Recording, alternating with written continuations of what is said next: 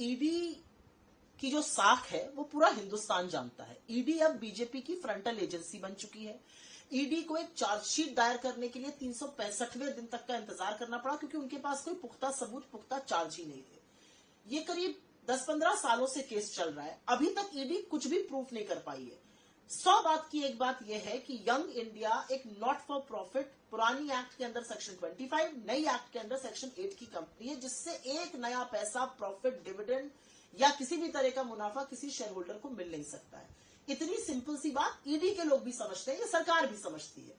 ED जो है वो सरकार की कठपुतली है, वो सरकार के इशारों पर जो सरकार की प्रतिशोध की राजनीति है, डराने की, धमकाने की, वो लगातार करती है। ईडी के आप केसेस उठा के देख दीजिए, 95% केसेस जो है वो ऑपोजिशन के खिलाफ है। लेकिन ईडी शायद कुछ लोगों को डरा धमका के बीजेपी की वॉशिंग मशीन में डाल देती हो, हम लोग वो लोग नहीं है।